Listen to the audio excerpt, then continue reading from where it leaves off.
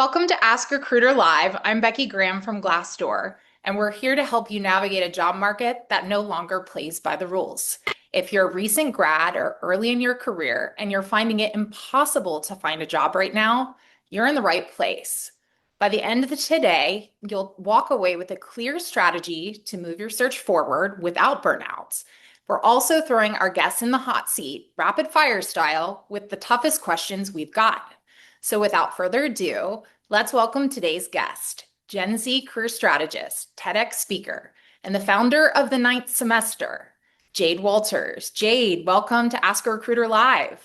Hello, thank you so much for having me. I'm excited to be here. Great. How are you feeling about today's discussion?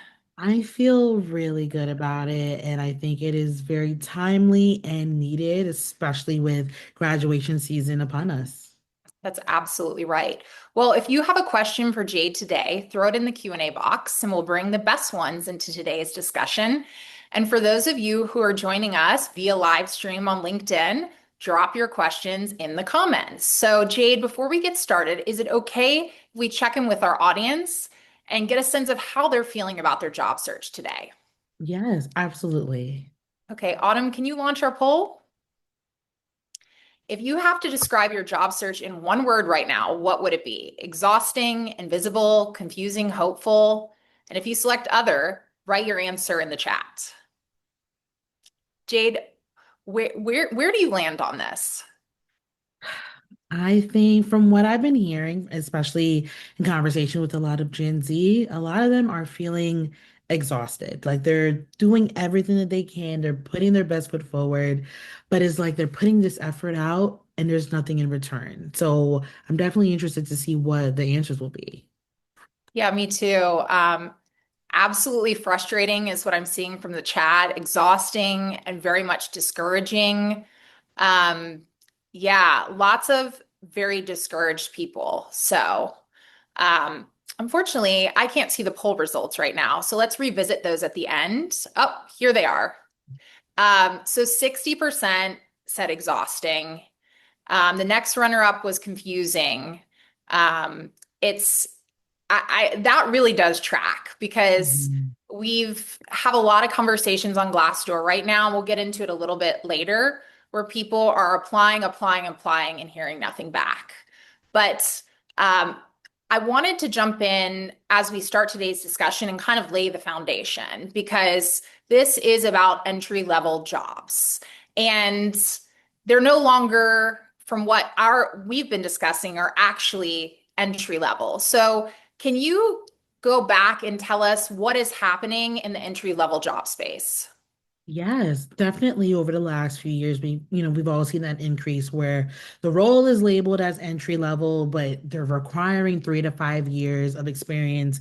And I think a lot of companies, they've kind of lost the plot on what it means to be an entry level job. Like typically that entry level job, you came in with 0 to 1 years of experience. Some folks they came in with internship experience, or they may had some extracurriculars that was on their resumes.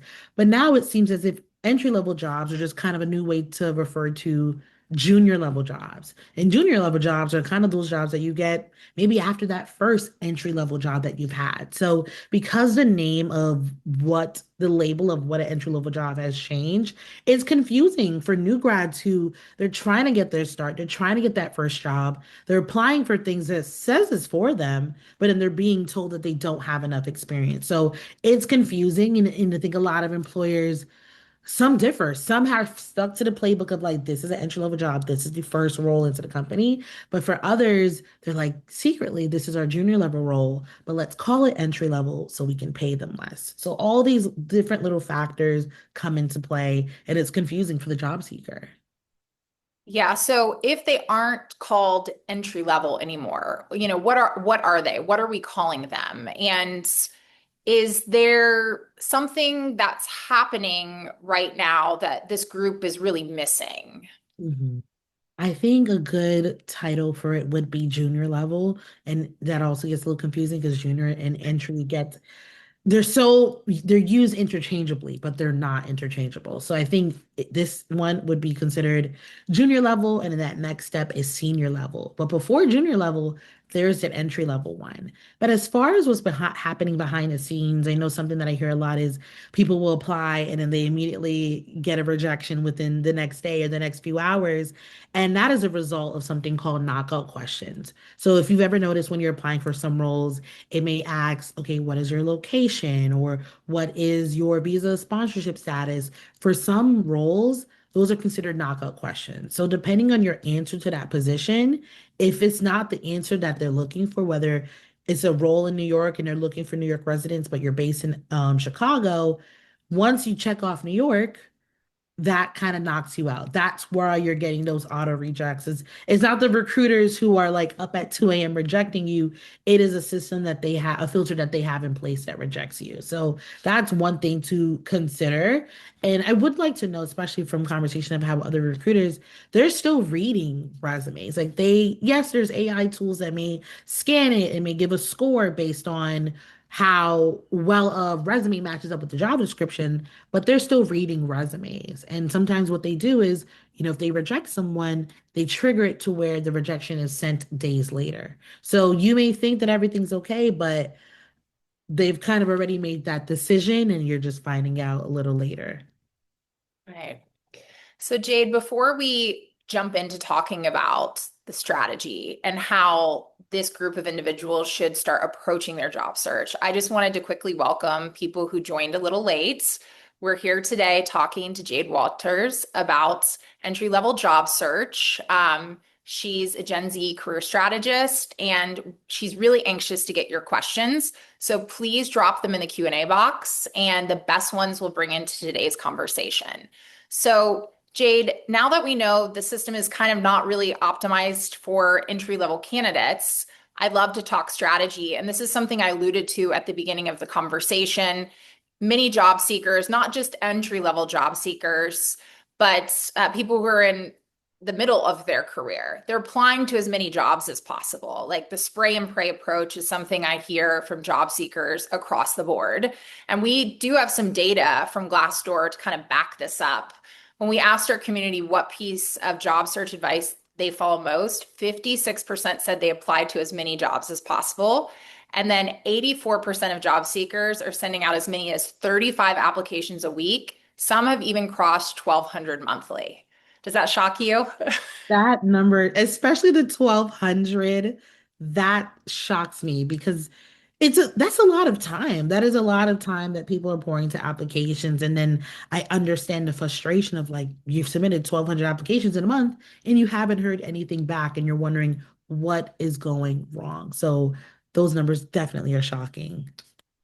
Yeah, so if volume is the wrong approach, like in this market, what is the right one? I know you coach people through 3 steps or 3 moves that they can make. So I'd love for you to kind of take us through those step by step.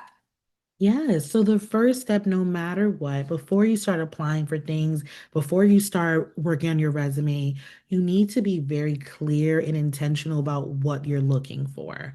So one great example that I love to share, I had recently worked with a student. She wanted to work in marketing. Marketing is like one of the most popular industries that new grads are going after, but it's also extremely broad. There's email marketing, social media marketing, influencer marketing. So I challenged her to get more granular of like what type of marketing does she want to do. So for her, in her case, she had a background working in the entertainment industry, specifically casting for TV shows and music videos. And something that she did on the side was she was a freelance influencer marketer for some of her friends who were, breaking into that industry. So I encouraged her to, go lean into that freelance side and bring that into your career because a lot I've seen too within the influencer marketing space, some of those influencer marketers have that background in the traditional casting sense. So you're already coming in with that unique perspective, like you know how it's done traditionally when it comes to movies and TVs, and now you can apply some of that same knowledge for when it comes to influencer work, especially because it's something you have experience in and you have interest in. So from there, I encourage her to go even deeper. So she wants to work in marketing, perfect. But now to go even deeper, she wants to do influencer marketing. And then to go even deeper to consider, okay, what kind of influencer marketing? And for her, her niche was working with creators who were lifestyle creators or working in the beauty space. So I encouraged her, okay, now you know you want to work in marketing, you want to work in influencer marketing. Now you can target influencer marketing roles that were early career entry level in the lifestyle and beauty space. So from there, she's now able to target, okay, what are some of the popular brands that are working with influencer marketing? What are some of those companies that have those positions? So when she's on her job search, instead of just applying for anything that says marketing, she has a she has like a straight line of what she wants. So that way, when she sees anything that doesn't relate to influencer marketing in the beauty and lifestyle space, she won't apply for that. So I encourage applicants to consider, what is your game plan? It's one thing to know the industry that you want to work in, but what is that unique point of view that you want to have? And once you've identified your unique point of view, which in this case, being an influencer marketer in the lifestyle and beauty space, you're now able to curate your interview stories accordingly to highlight that experience. You're able to curate your applications, such as your resume and your LinkedIn, to curate this point of view of who you are as a candidate. And it's important to have that because that way, when you see other roles that are kind of related to what you want, but not exactly, you're not going to waste your time applying it because that's not the candidate that you want to show up as. You want to show up as this very specific candidate. So you're only going to target those very specific roles. Got it. So you're saying target the role, the industry, and the company you want to work for. Yeah, and even more deeper than that, what is your specialty? What is your niche? Like for me, I'm essentially a marketer by trade, but I work in employer branding, specifically in the early career recruiting space. So my brand, not unique point of view, is that I am an employer brander who targets how to work with early career candidates. So when I apply for things, that is who I am. I'm Jade, the early career strategist. So you might want to be that person who is the influencer marketer who can spot rising talent in the lifestyle and beauty space. Or you're that engineer who you specialize in iOS engineering or you specialize in front end engineering. So once you have that clear point of view of who you want to go as and that point of view you want to go as, everything's going to start to fall into place because this is who I need to show up as. So everyone is clear on the type of candidate that I am. Jade, I want to jump into step two, which is filling the gaps in your resume, because a lot of these junior level roles, we're calling them now, some of them are advertising for 3 to 5 years experience. So how do you fill those gaps to make yourself eligible for jobs like that? Are there universal things you can do to make that happen? Just curious what your thoughts are there.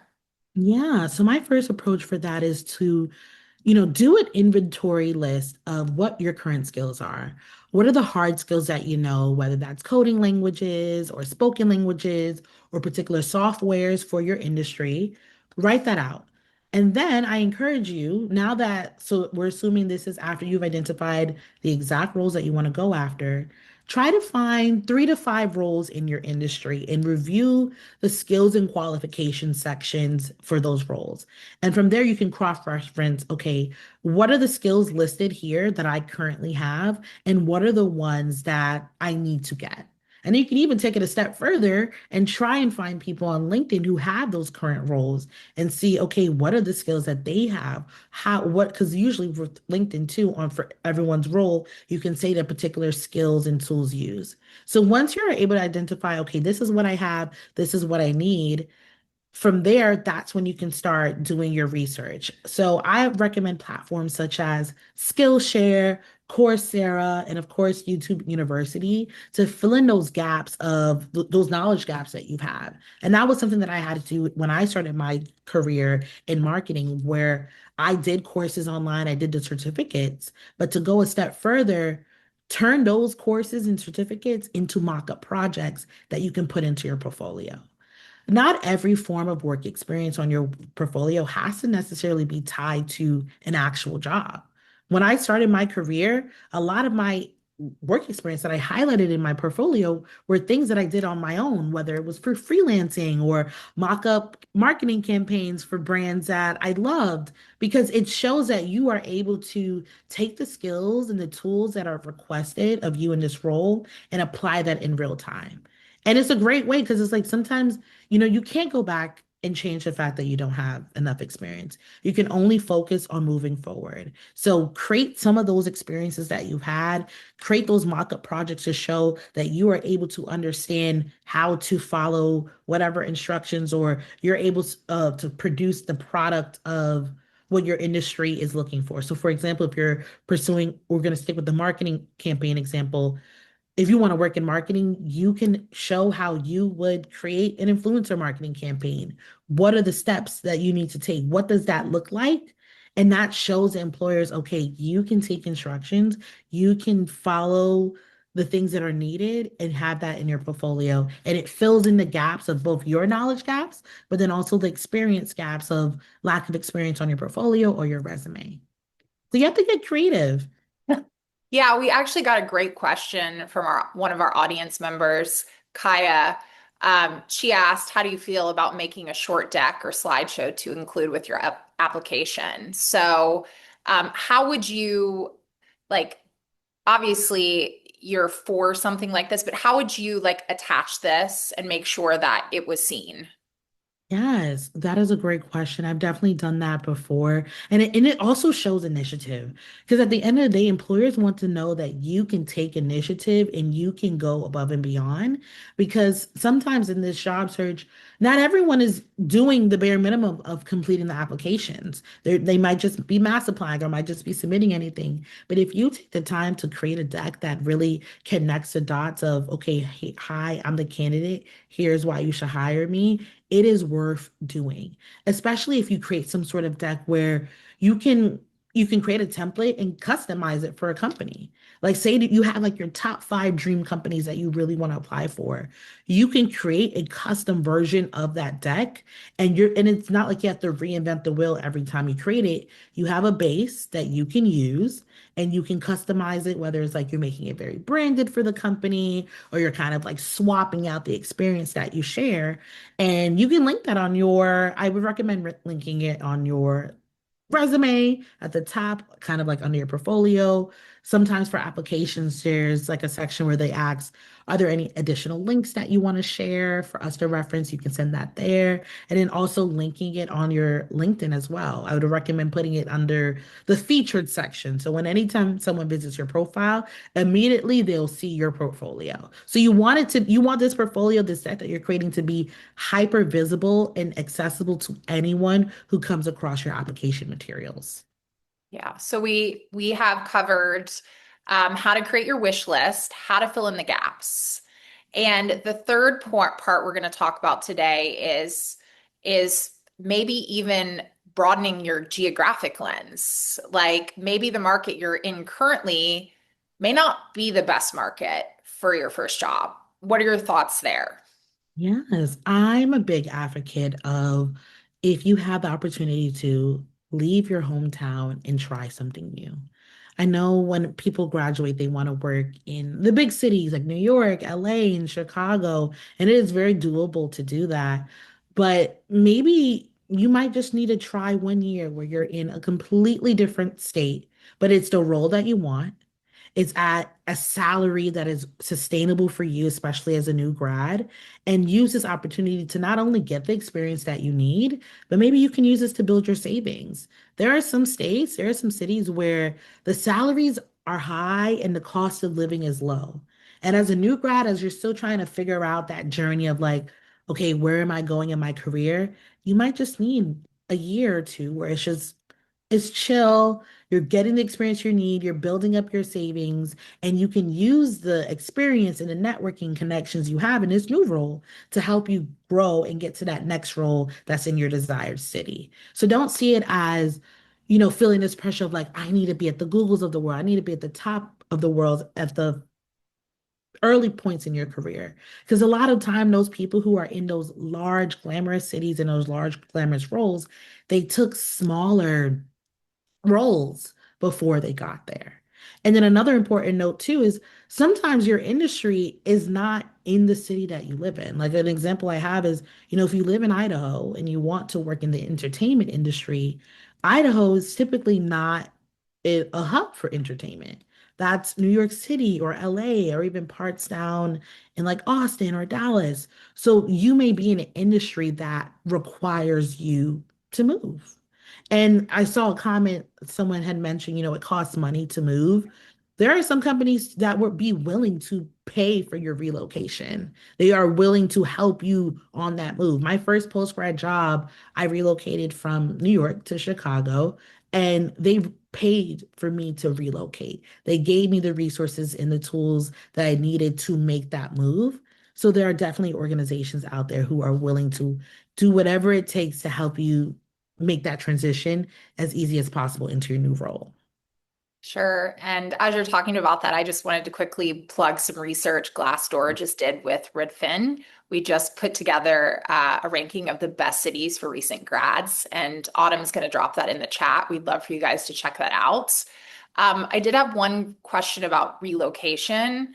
And, thinking back on my career experience, do you think that people who maybe select smaller markets, there's more job availability, salaries are quite good, and there's a lot of affordable housing. Do you think in some cases they're at an advantage later on in their career because, they don't have all of the trappings that a large city would have? Obviously, the cost of living is very high.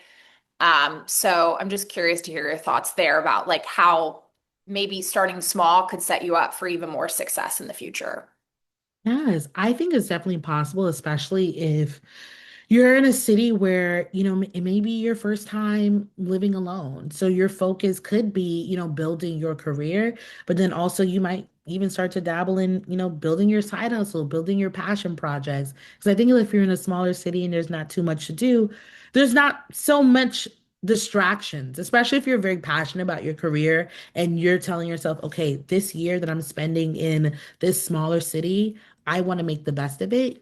You have the time to make the best of it. You don't have those external distractions that could get in the way of your goals. So I think it will help you learn a lot more about yourself as an individual being in a smaller city or in a city where you don't know any other people. So I think it's worth it. And remembering that I think a biggest piece of advice is sometimes it's for now, it's not forever. Like you just need, this is a part of your story. This is the step that you needed to take, the city you needed to live in to get the job and the experience. So eventually you can move on to the next step and the next journey in your chapter.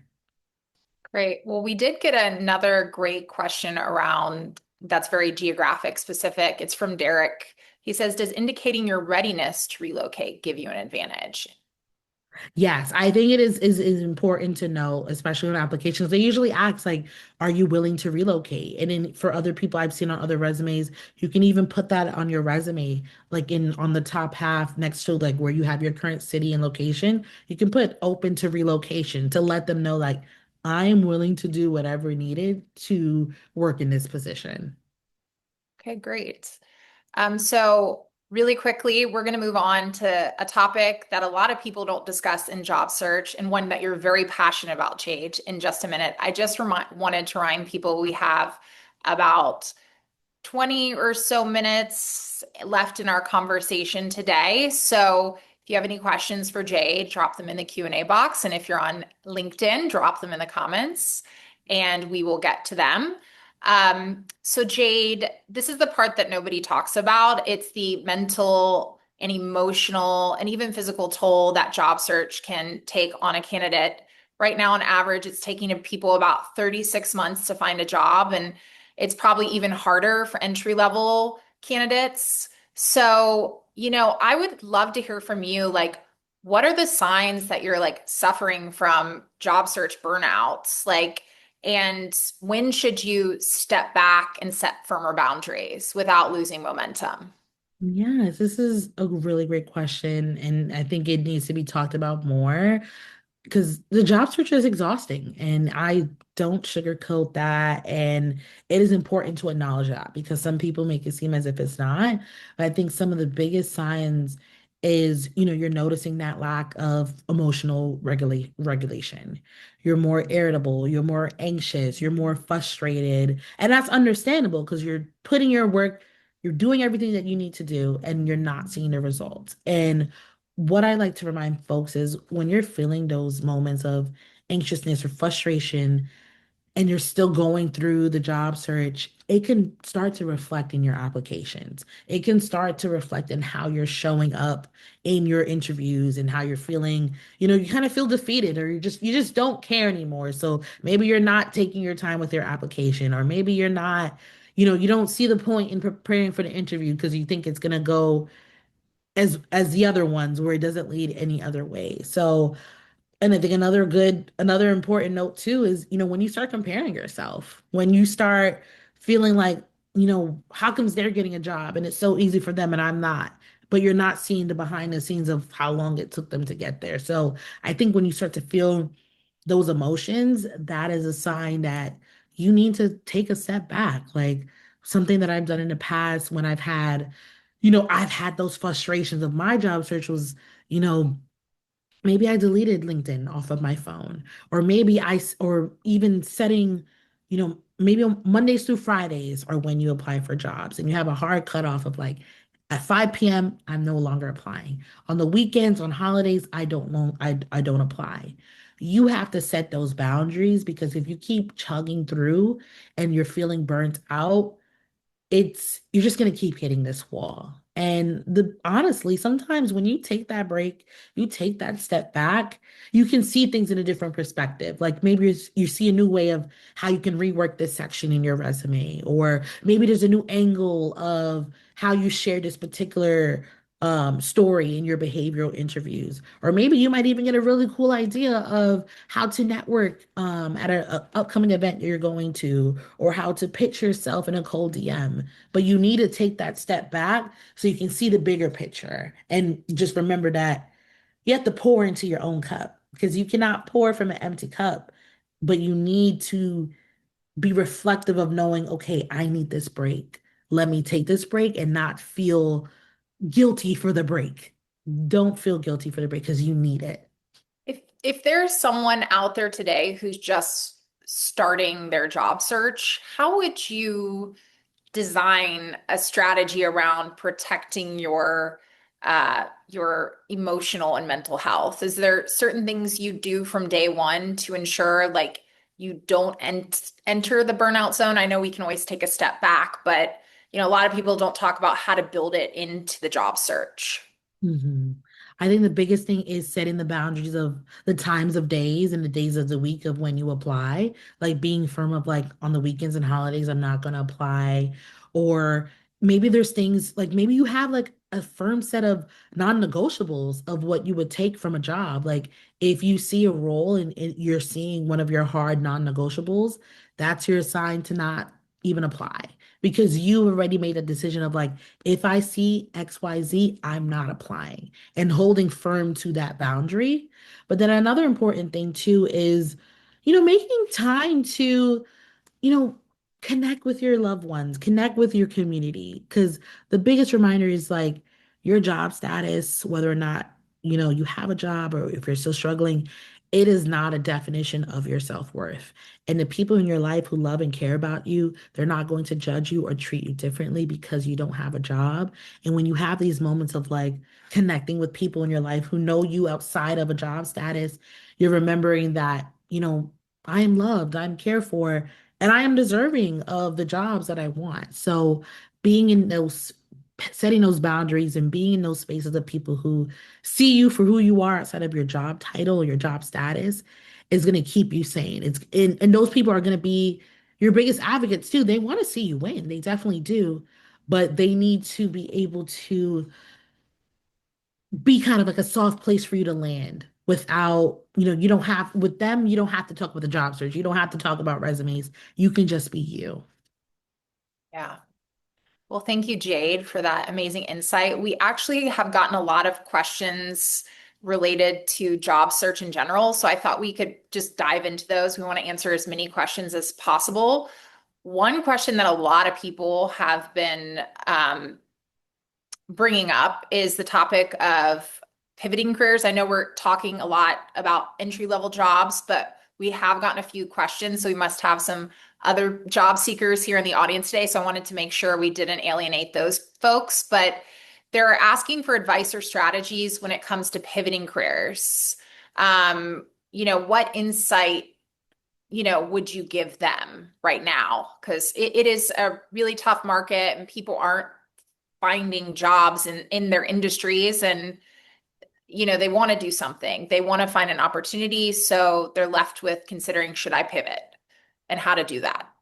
Yes, I think there's so many different ways of how to pivot. I think one that immediately comes to mind is, going back to that skills inventory list that you've made and identify what are the current skills that you have. And looking at the job description of the roles in the industry that you're trying to pivot to and identify, okay, what are my transferable skills? And a lot of people talk about transferable skills and it gets a little confusing, but essentially transferable skill is like, what is something that you've done in this role that is could be easily replicated in another role? For example, for me, my background is, I work in marketing, but I see influencer marketing as a pivot that I can make because I have the experience on the other end as an influencer. So I know what it's like to work with creators. So I'm looking at, okay, what are the things that are needed on the other side, from the brand side, when it comes to creating a brief? What should a brief look like? What are briefs that I have seen that I can give an honest perspective on? Or for me, another pivot that I had made when I graduated, I have a degree in maternal and child health. So I was going on the public health route. But I had experience within marketing because I would do campus ambassador work, but then most importantly, I did freelance work. So my biggest advocate is if you can create the experiences that you need to get the job that you want. So for me, that looked like finding clients of like, maybe I took some projects at a lower rate just so I can build up my portfolio. Or even now, there are a number of free fellowships or boot camps or courses that you can take to where you're filling in that knowledge gap. And for some people, sometimes making that pivot could be finding something adjacent to what you're doing now. So, say you work in healthcare marketing and you're trying to work in beauty marketing, at its core, it's still marketing. Identify those marketing skills that the beauty industry is looking for that you already have, and pivoting your story and pivoting it to where it kind of matches up. So sometimes when it comes to making that pivot, it's really of like, I like to say it's like kind of like putting together puzzle pieces of seeing, okay, where can I connect the dots? What are the pieces that I have that is related to what is being asked of me in this next role? And it differs for every industry, so it's kind of hard to give like a broad answer, but it really starts with going back and identifying what are the skills and experiences that I bring to the table currently, and how can I pivot and twist my story to match this particular candidate that they're looking for. Because a lot of times with roles, it's very similar. It just may have different audiences. And it's about how do I tell that story to be like, yes, I may not have worked with this particular audience or this particular product, but I have done something very similar. Here is what that looks like. Because in this job search, you're gonna have to connect the dots for those recruiters because they may not be able to see it immediately the first time. Okay, we got another great question from the audience. It's regarding job postings. Um, this listener wants to know, how do you even know if these are real? There are so many postings out there. We've heard of ghost postings. So how do you determine whether this is an active posting or not? Yes, great question. I think a great source of truth would be to go to the company's websites because sometimes if you're looking at a job board, the listing may be older on the job board, or maybe it's not accurate, or maybe there's a third party who's sharing the listing. But I would recommend finding the company, find their career page, and see if the listing is still live. Because if it's still live, it's real. And then usually I've also seen this increase of job scams coming via email. So if you get an email from someone who says that they work at this company, first check the domain of the email. Like if it's not the actual company's name in the email, like I think in this case it could be like at glassdoor.com, they're not a real person. Or maybe even going to LinkedIn, typing up the name of this person that reached out to you and see if they actually work there. And from there, those are two great places to see, okay, is this a real person that's reaching out to me? And is this a real role that is currently live?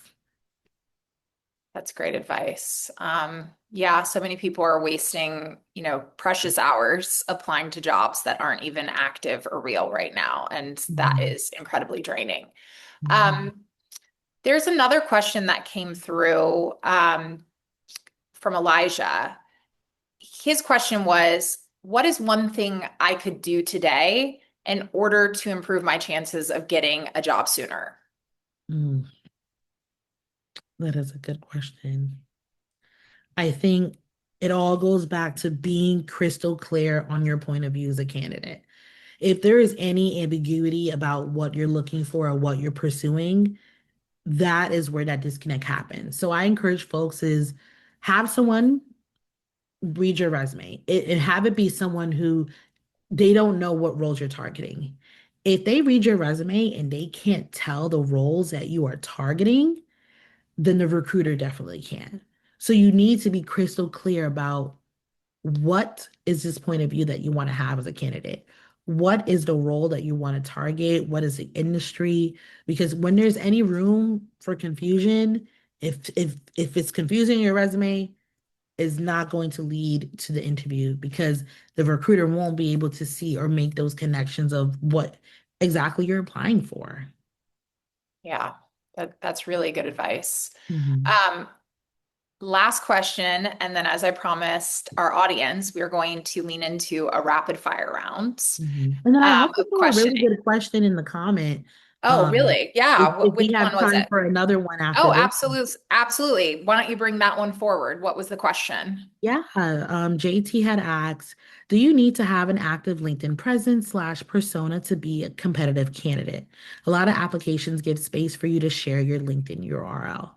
And I think this is a really great question, and a lot of people have asked. And you don't need to be a content creator. You don't need to have this big personal brand, but it's good to use your LinkedIn as a way to kind of expand on your resume because your resume is limited. Like you really have to keep it straight, straight to the point. It's one page, very bulleted.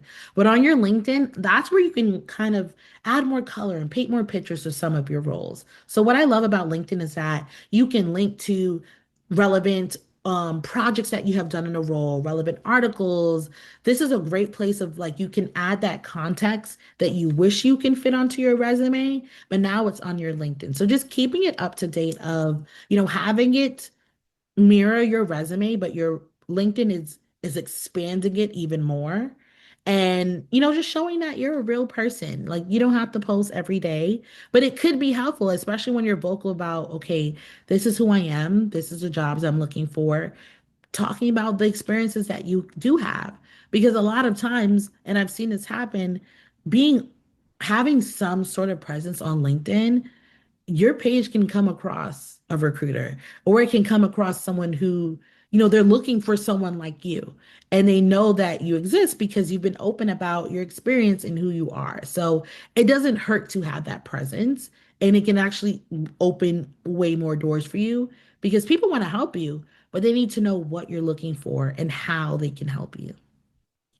I think that's a great place to end this conversation and move to rapid fire. If you're good with Mhm. that, Jade. Yes. Um, so we like to put our guests on the spot and ask them a few questions. The goal of the series is to give us the first answer that comes to mind. Are you ready? Yes. Okay, let's go. What's an outdated piece of job search advice? To call them up, to call someone and ask for an interview. There's no number to call anymore. Most underrated networking method. Ooh, to stop viewing networking as something that's transactional, a lot of the best networking opportunities comes from playing the long game and investing in building that relationship with that person. What is the number one mistake that gets resumes thrown out? Ooh, having a picture of yourself on your resume. Best advice for someone facing countless rejection? As corny as it sounds, rejection leads to redirection, but most importantly, it should also lead to reflection. If you find yourself continuously getting rejected for something, be reflective on, what is it that you can change or what is it that you're not doing? Personal brands, a necessity or a chore? Necessity. Honestly believe a strong personal brand can lead to more career opportunities than just having a 9 to 5. And what's Gen Z superpower in the workplace? I would say setting firm boundaries on that work-life balance of I'm not going to work 80 hours a week. I need my balance of I'm working and I'm having a life outside of my job. So opposite of the millennials. I'm speaking for myself. I've learned a lot from Gen Z. Well, thank you so much for participating in that rapid fire round. We could dig into any one of those topics. So if you're open, we'd love to have you come back and talk more Mhm. with us. But I just wanted to say thank you for coming today, Jade. It was a pleasure having you. And I wanted to quickly thank Caitlin, who's been behind the scenes producing the show, and Autumn, who's been answering all your questions and engaging in the chat, and to our audience for being open and vulnerable and being able to come here with their questions and a willingness to share their experiences. We really appreciate you. And that's why we created this show, so you can get answers to questions you just can't simply find elsewhere. So thank you. But before you go, we have we want you to do three things. The first one is to share this episode with someone who needs it. Two, follow Glassdoor on LinkedIn to get notified of upcoming events so you never miss your show. And three, interested in learning more about what cities are best for new grads, scan the QR code on your screen for access to our research collab with Redfin. We'll see you next time on Ask a Recruiter Live, where we help you navigate a job market that no longer plays by the rules.